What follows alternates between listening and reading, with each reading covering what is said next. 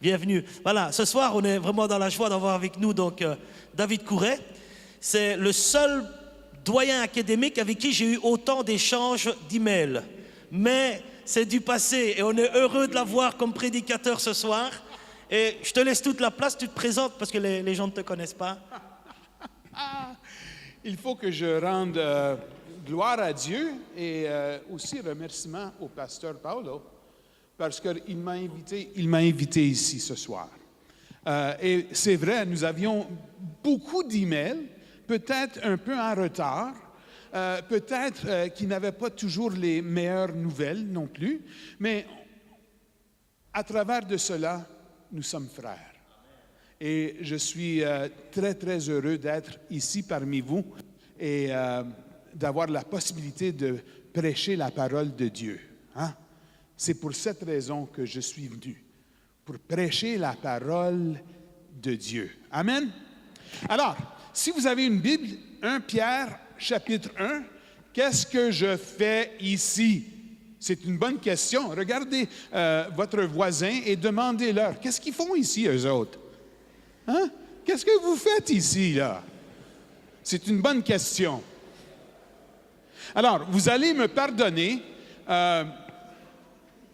Numéro 1,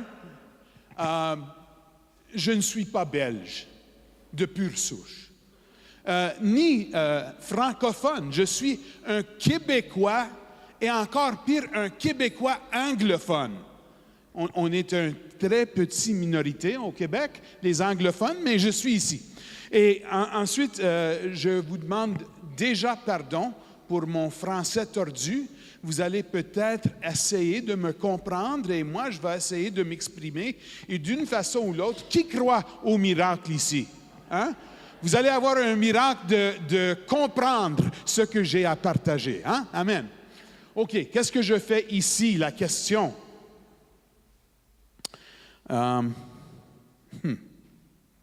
Est-ce que vous avez déjà trouvé au milieu d'un endroit dans lequel vous n'apparteniez pas? Est-ce que ça vous est arrivé que vous vous êtes trouvé dans une place que vous n'êtes pas confortable? Moi, en tant que pasteur, à travers plusieurs années, j'ai passé parfois dans des meetings des femmes. Vous savez, il y a une cinquantaine, une soixantaine de femmes qui sont en meeting, sont en louange, sont en prière, ils ont leur prédication. Et moi, en tant que pasteur, je passe dans la salle. Et tout à coup, je me sens, il y a beaucoup d'estrogènes ici. Et je me sens un peu déplacé. Hein? Il y a quelqu'un qui n'est pas bien placé dans cette salle-là. C'est moi. Alors, qu'est-ce que je fais ici? Une fois, je suis pasteur pendant 30 ans. Et une fois, j'ai fait des funérailles dans une petite ville proche de mon église. Et je suis allé dans la campagne pour trouver cette ville et j'ai fait les funérailles là. On a passé l'après-midi là. C'était maintenant, dans la soirée, j'étais en train de retourner. Est-ce que ça vous est arrivé qu'il fallait que j'aille à la toilette? Et il n'y avait pas de toilette. Je voyais pas, il n'y avait rien sur la route. Je suis dans plein milieu de la campagne, puis je ne sais pas quoi faire. Et j'ai passé par un restaurant. Oh, c'était parfait. J'ai garé mon auto, ma voiture, je suis rentré dans le restaurant et tout à coup, je m'aperçois, c'est pas exactement un restaurant, c'est plus un resto-bar. Et c'est pas seulement qu'un bar, mais que c'est un bar avec une certaine clientèle. Hein? Il y a des personnes avec les bras, les tatous, la barbe, très, très costaud. Et ça, c'est les femmes.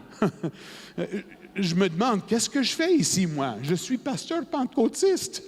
Et quelques des demoiselles étaient presque, mais pas trop habillées. Alors, j'ai senti que peut-être j'étais mal placé. Parfois, dans cette vie, je me trouve aussi mal placé. Qu'est-ce que je fais ici?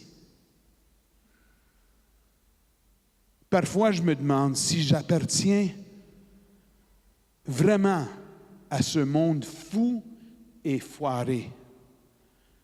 Il me semble parfois que sur la carte cosmique de l'univers, il y a une flèche au-dessus de ma tête qui dit « Vous êtes ici ».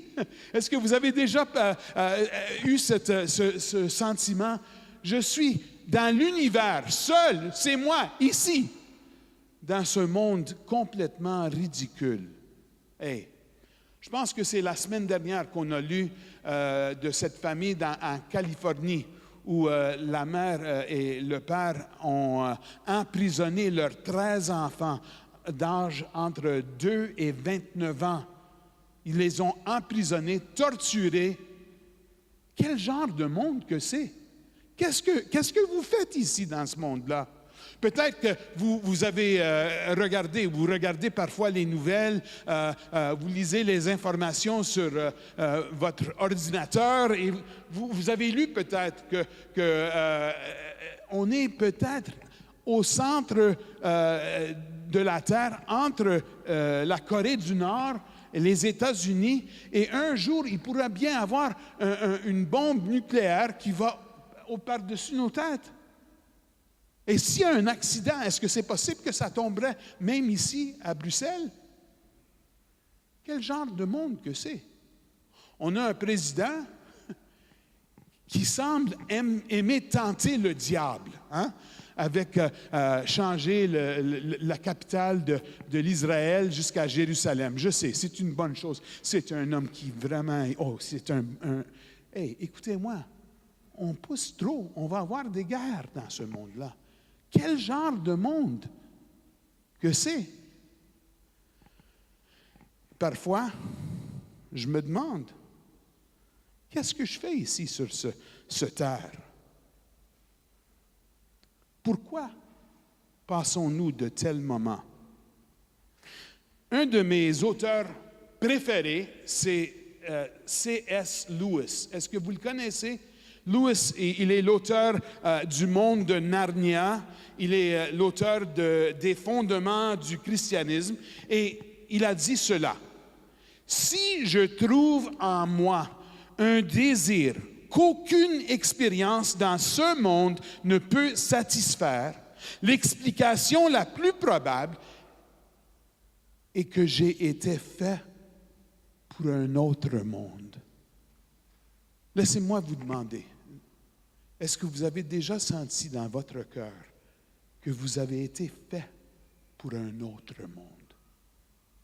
Que vous appartenez pas tout à fait dans ce monde? Alors, écoutez les paroles de l'apôtre Pierre. De la part de Pierre, apôtre de Jésus-Christ, à ceux qui sont étrangers et dispersés dans le Pont, la Galatie, la Cappadoce, l'Asie et la Bithynie. À vous qui avez été choisis conformément à la préscience de Dieu, le Père, et conduits à la sainteté par l'Esprit, afin de devenir obéissants et d'être purifiés par le sang de Jésus-Christ. Que la grâce et la paix vous soient multipliées. Alors, qui sommes-nous dans ce monde? Et qu'est-ce que vous faites ici, dans ce monde? Nous apprenons dans ces versets d'ouverture que cette lettre a été écrite par Pierre, le disciple, peut-être le disciple le plus connu des 12 et un des chefs de l'Église primitive. À la fin de cette lettre, nous lisons qu'il écrit de Babylone, et c'est ce qui est probablement un mot de code pour Rome. Il écrit de Rome aux disciples qui se trouvent éparpillés à travers ce monde. Néron n'avait pas encore commencé sa persécution officielle des chrétiens, mais les disciples de Jésus sont de plus en plus soupçonnés de trahison et attaqués des secteurs grecs et romains et juifs de la société. Alors tout le monde est contre l'Église, tout le monde est contre les disciples. Qu'est-ce qu'ils font dans ce monde? Pourquoi ils sont encore ici? La lettre est écrite aux élus de Dieu. Est-ce que vous savez que vous êtes l'élu de Dieu? Est-ce que vous avez déjà réfléchi que vous aussi, vous avez été choisi par le Père? Choisi par la main souveraine de Dieu le Père. Purifié de vos péchés par le sang versé du Fils de Dieu et sanctifiés, c'est-à-dire qui ont été rendus saints devant l'Éternel par l'œuvre de Dieu, le Saint-Esprit. Alors, Dieu, Père, Fils et Saint-Esprit, est à l'œuvre dans votre vie, comme il était à l'œuvre dans la vie de ses disciples qui ont été éparpillés à travers le monde. Est-ce que vous sentez parfois que nous sommes comme ça? Dans votre champ de travail, dans votre quartier, peut-être même dans votre famille. Pendant des années et des années, moi, j'étais le seul chrétien dans ma famille. Et je me demandais, qu'est-ce que je fais là? Ah, mais Dieu, il a un but. Il a un but pour moi. Il avait un but pour ses disciples et frères et sœurs. Il a un but pour toi. Croyez-le. Alors, on arrive maintenant. Qu'est-ce que nous faisons ici, dans ce terre? Première chose à remarquer, nous sommes, comme eux, nous sommes étrangers. Regardez votre voisine, et dites-leur, vous me semblez un peu étrange. Dites-leur. Parce que vous êtes étrangers ici. Nous n'appartenons pas à ce monde. Nous avons échappé de notre arrière-plan, soit religieux ou païen, et nous sommes des étrangers. Comme Pierre dit, verset 1, à ceux qui sont étrangers. Chapitre 2, verset 11, bien-aimés, je vous encourage en tant que résidents temporaires et étrangers sur la terre. Le mot traduit étranger signifie une personne qui habite un certain endroit. Mais elle n'est pas citoyenne de cette place. Alors, à l'époque, cette personne n'avait aucun droit légal, ni protection sous la loi. Alors, les élus dont Pierre écrit, en ayant devenu croyants, disciples de Jésus, ceux qui étaient anciennement citoyens de la terre, sont devenus, pour la cause de l'Évangile, des étrangers dans ce monde, des non-citoyens de ce monde. L'autre terme, traduit par Louis II, voyageur, par Bible du Semeur ou Second 21, résident temporaire. Ça signifie quelqu'un qui est simplement en passage entre une place et une autre. Ça ne signifie pas forcément un réfugié, car le terme ne tient pas de connotation de rejettement ni haine, mais de l'autre côté, il pourrait être que cette personne soit détestée par le monde par lequel elle passe. Est-ce que vous me comprenez? C'est notre position dans ce monde. Alors, pourquoi que Pierre choisit ces termes précis pour nous décrire?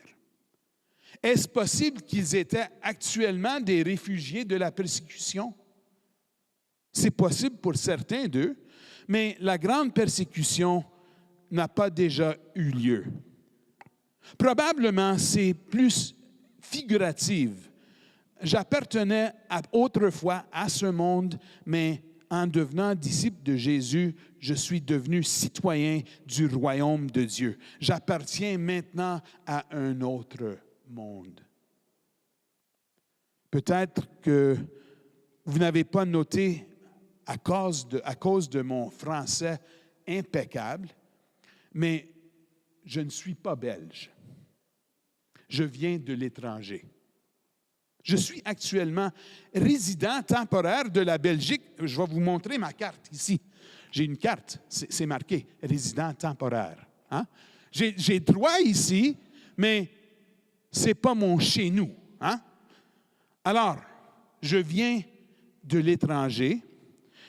Peut-être que j'ai une carte. Et il faut que je vous dise, j'aime bien la Belgique. J'aime beaucoup la Belgique. C'est un pays tellement beau, avec un peuple tellement accueillant. Mais franchement, vous me semblez tous parfois un peu étranges. Hein? Vous mangez vos frites avec mayonnaise. Qui fait ça au monde? Hein? Chez nous, on mange les frites avec du ketchup. Mais ici, vous avez de la mayonnaise pour vos frites. C'est tellement beau. Je me rappelle la première fois que je suis venu ici à St. Peter's Leo. Je suis allé chez... quelle place là? Comment ça s'appelle? Hein? Sofra. Est-ce que vous connaissez Sofra? Hein? Oh! Je suis allé chez Sofra et on a vu qu'il y avait 50 sauces différentes pour manger avec vos frites. J'étais tellement heureux. Je voulais goûter à chacun des 50 sauces. Je pense que j'en ai commandé 4 ou 5. Mais chaque sauce, c'est de la mayonnaise. Est-ce que vous ne pensez pas que c'est un peu étrange? Non, vous ne pensez pas. Mais vous êtes un peu étrange. Vous jouez un jeu que vous appelez football. Est-ce que vous connaissez ça, football? Football? Et vous jouez ça avec une balle noire et blanche. Quel genre de balle que c'est ça? Chez nous, quand on joue au football, c'est une balle brune, un peu différent, et on peut lancer la balle. On peut péter les gars avec mais ici, quel genre de jeu que c'est ça, ce football-là? C'est étrange pour moi. Je trouve que la Belgique, c'est une place un peu étrange. Parce que il me semble que moi, je suis l'étranger. Vous voyez, et vous m'entendez, chaque fois que j'ouvre ma bouche, que je ne suis pas un de vous. Je suis étrange. Alors, étranger. En vérité, c'est possible qu'un étranger devienne très confortable dans son nouveau pays. Et je le suis. Je suis confortable ici en Belgique. J'aime beaucoup ce pays. Le plus que ce nouveau pays devient ma demeure, mon chez-nous, le plus confortable que je deviens et le plus belge que je deviens. Oh oui, j'ai même porté mon scarf, mon foulard. L'écharpe? Oui. Je l'ai porté au Canada tout le temps qu'on était là à travers Noël, parce qu'il faisait tellement froid. Vous ne connaissez pas qu'est-ce que c'est froid ici. Hein? Est-ce que vous connaissez l'enfer? Hein? Ça, c'est l'enfer à l'envers. Hein? Il faisait moins 30 quand on était là. Vous n'avez jamais vécu moins 30. En tout cas, je suis étranger et je viens d'un pays étrange et je Je suis devenu trop confortable peut-être dans un nouveau monde. Mais maintenant, je veux que vous faites l'application de votre vie spirituelle. En particulier, Pierre veut que nous nous souvenons de 3 choses. Premièrement, cette terre n'est pas ma demeure. Cette terre n'est pas ma demeure. La raison que parfois je ne me sens pas chez nous ici, que je ne me sens pas vraiment dans ma place ici, c'est que je n'appartiens pas à ce monde. Je suis un extraterrestre. C'est dans la foi qu'ils sont tous morts, dit le livre des Hébreux, reconnaissant qu'ils étaient étrangers et voyageurs sur la terre. Qui ici se rappelle du film E.T.? Est-ce que vous vous rappelez de E.T.? Hein? E.T. go home. E.T. go home. Est-ce que vous vous souvenez de ça? Hein? E.T., il voulait arriver chez lui. Et son but était de faire tout ce qu'il avait à faire pour arriver dans son domaine. Mais en passant par la terre, il est devenu ami avec le jeune garçon. Est-ce que vous vous souvenez il s'appelait Elliot. Il est devenu ami d'Elliot. Il a fait tout pour aider Elliot et Elliot a fait tout pour aider E.T. d'arriver chez lui. Écoutez-moi, nous sommes des étrangers, nous sommes des résidents temporaires, nous sommes des pèlerins sur cette terre. On est en train d'arriver chez nous, dans notre pays céleste. Et peut-être qu'on devient amis avec des gens sur la terre. On devient leurs amis pour les aider, pour les encourager, pour les bénir. Mais ça nous ôte jamais de notre but d'arriver au ciel. C'est là que je suis destiné. Et c'est là que je vais. Et si je peux, je vais t'apporter avec moi. Hein? Mais je ne resterai pas ici. Mon désir, c'est de vous apporter avec moi. Est-ce que vous me comprenez? Alors, écoutez-moi. Alors, ne soyez pas étonnés. Ne soyez pas étonnés. Alors, on ne doit pas rester surpris si on ne mêle pas bien avec ce monde. Je sais qu'on aime plus à faire partie de ce qui se passe, qu'on désire être comme... on désire être partie du groupe. Hein? Je veux faire partie. Je veux être comme un Belge. Encore mieux, je veux être comme un Italien. Hein? Hein? Vous mangez bien. Je veux être un du groupe. Mais parfois, je fais des compromises pour devenir partie de la groupe. Vous comprenez? Ne soyez pas étonnés lorsque le monde alentour ne comprend pas pourquoi vous êtes différents. La vérité, c'est qu'on ne peut pas toujours et on ne doit pas toujours faire partie du monde. Je dois me sentir à part si je fais partie d'une communauté où les normes demandent que je suis toujours à la recherche de l'argent, où je suis toujours à la recherche du statut et que je veux projeter une certaine image au monde. Écoutez-moi, c'est pas bien. Si être populaire est plus important que d'être bon, quelque chose ne va pas. Si être riche est plus important que d'être sain, quelque chose ne va pas. Si vous travaillez dans un environnement qui exploite les personnes et compromet l'intégrité, et cela ne vous dérange plus, quelque chose ne va pas. Ça doit vous déranger. Ça doit vous devrez vous sentir un peu mal à l'aise dans ce monde-là. Si vous trouvez que vos valeurs sexuelles et votre mode de vie sont façonnés par la culture autour de vous, au lieu que la parole de Dieu, écoutez-moi, quelque chose ne va pas.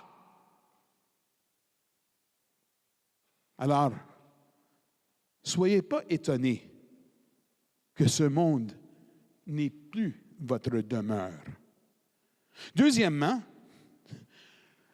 nous sommes des résidents temporaires. Nous sommes des résidents temporaires. Nous ne sommes que des visiteurs ici. Nous sommes sur la route pour un pays plus large, un pays plus réel que ce monde. Comment que nous avons tombé en amour avec nos voitures et nos maisons et nos loisirs et nos amis et nos familles et pas avec Jésus? Comment ça s'est passé comme ça? Les gens de qui Pierre parle, les gens qui sont mentionnés dans Hébreux 11, écoutez-moi qu'est-ce que l'auteur d'Hébreux dit. Ils étaient eux-mêmes étrangers et voyageurs sur la terre. Ceux qui parlent ainsi montrent clairement qu'ils recherchent une patrie. Je suis Canadien, j'habite en Belgique, mais je n'ai pas encore trouvé ma patrie. J'appartiens à un autre monde lorsque j'étais né de nouveau. Est-ce que vous aussi, vous étiez né de nouveau? Est-ce que vous étiez né spirituellement? Si vous êtes né de nouveau, vous appartenez à un autre monde. Et vous êtes des résidents temporaires ici.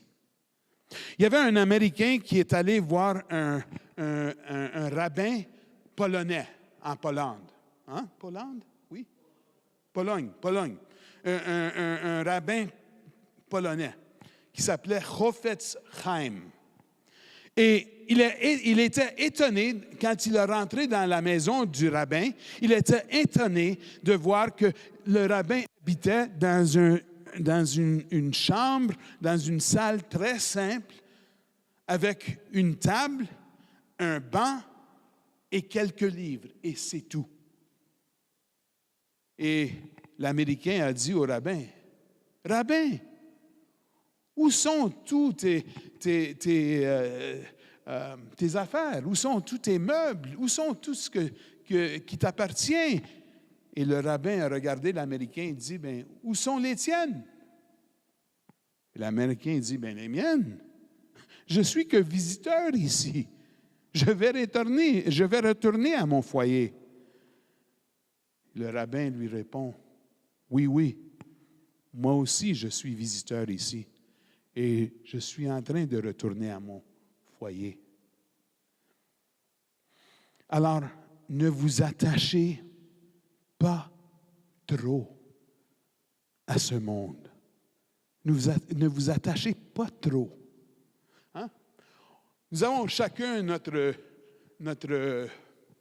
petite, on dit au Québec, patente, votre truc, hein, l'affaire que j'aime. Hein? Moi, c'était la télévision écran large, c'est ça?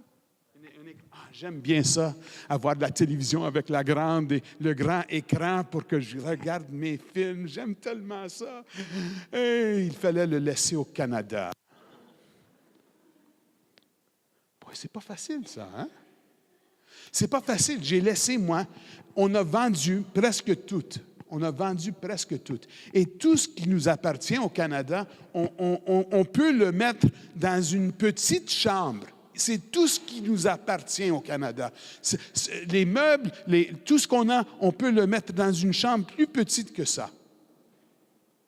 Et dans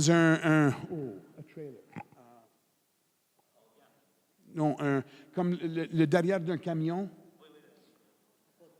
un conteneur de 20 mètres ou peut-être 17 mètres. Hein? J'ai tous mes livres dans ce conteneur-là. Hein?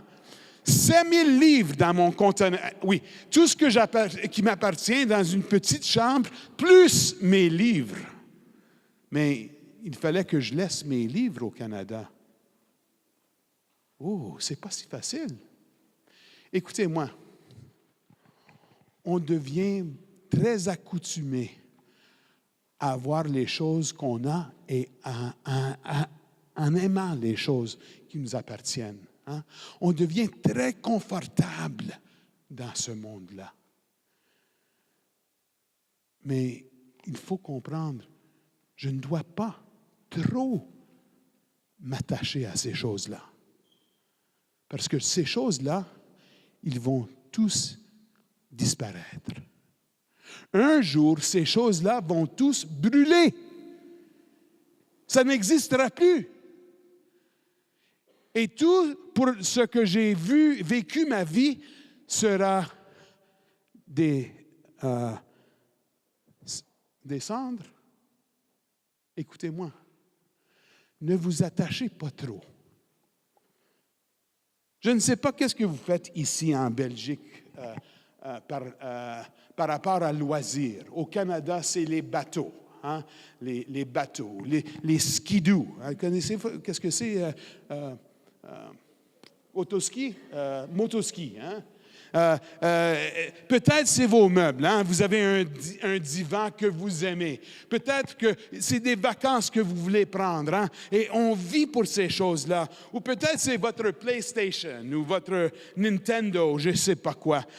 Si vous avez trouvé, vous vous trouvez en train de canaliser votre passion la plus profonde dans ces choses-là, écoutez-moi, il y a quelque chose qui ne va pas. Si vous vous trouvez en train de vous donner complètement aux choses temporelles, quand les choses éternelles sont de petit intérêt, écoutez-moi, quelque chose ne va pas. Parce que cette planète n'est pas à jamais. Vous êtes en train de passer ici. Troisième chose, et je termine. Nous sommes citoyens du ciel. Maintenant, je tourne à Paul.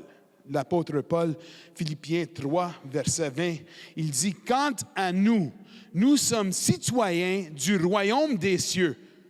De là, nous attendons ardemment la venue du Seigneur Jésus-Christ pour nous sauver. » Qui pense que le jour vient où Jésus va retourner?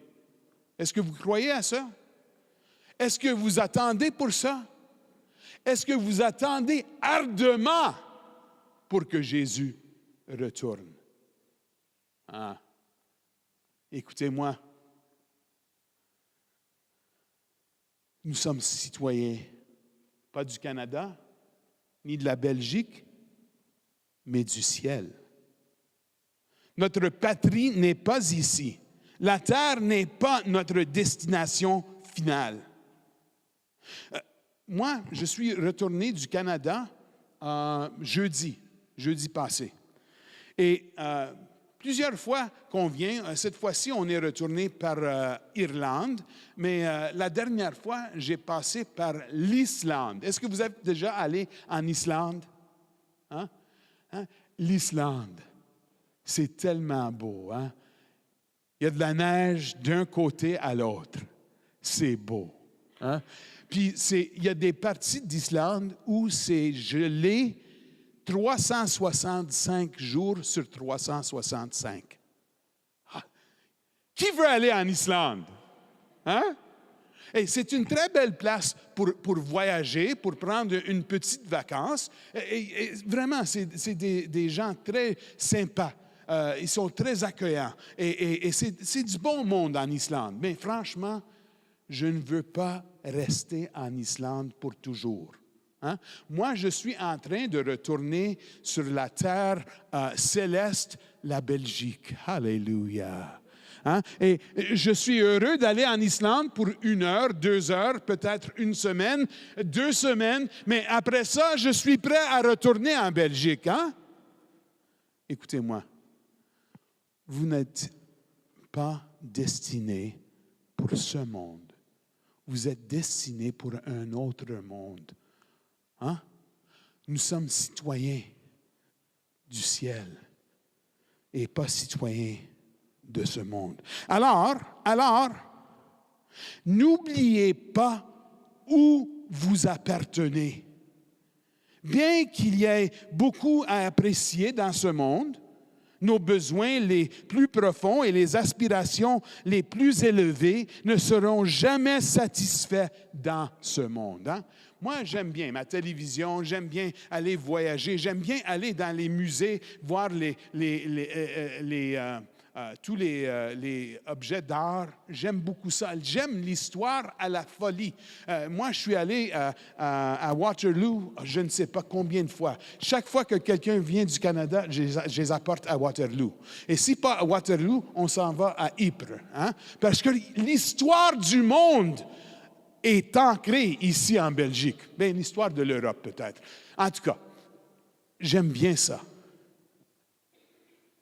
Mais ces choses-là ne peuvent pas satisfaire le besoin de mon cœur. Si vous trouvez qu'il y a des choses que vous désirez et vous avez déjà compris que l'argent, ça ne marchera pas. Les plaisirs de ce monde, c'est bien pour quelques minutes, mais les plaisirs de ce monde ne peuvent pas satisfaire le besoin de votre cœur. Écoutez-moi, vous avez été créés pour quelque chose plus large que cela. Ne soyez pas surpris lorsque le monde vous déçoit. Ne doutez pas de la bonté de Dieu quand les choses ne fonctionnent pas toujours dans cette vie. Ne désespérez pas quand le mal semble triompher et la vertu est piétinée. Ne renoncez pas lorsque la vie de foi ne semble pas être payante. Écoutez-moi, votre récompense n'est pas dans ce monde. Votre récompense est à venir. Trop de chrétiens attendent trop de ce que ce monde peut leur donner. Nous oublions que nous sommes des pèlerins en route vers un meilleur monde. C'est bien de profiter du paysage. J'aime bien le paysage. Hein? C'est bien de profiter de tout ce qu'on peut avoir en cours de route. Mais nous ne voulons jamais sortir les yeux de l'horizon et de notre destination finale. Je suis ici comme pèlerin et comme ambassadeur. Et Jésus m'a donné un message pour ce monde. Et la raison que je ne suis pas déjà là-bas, c'est pour que j'aie la possibilité de partager avec les citoyens de la terre l'amour de Jésus sur la croix. Je suis ici en tant qu'ambassadeur. Ma vie, c'est un message pour lui envers le monde. Et lorsque j'aurai fini avec cette vie, je vais monter à la vie pour laquelle j'ai été créé. Souvenez-vous des paroles de Lewis qui nous dit « Si je trouve en moi un désir qu'aucune expérience dans ce monde ne peut satisfaire, l'explication la plus probable est que j'ai été fait pour un autre monde. » Est-ce que vous pouvez prier avec moi?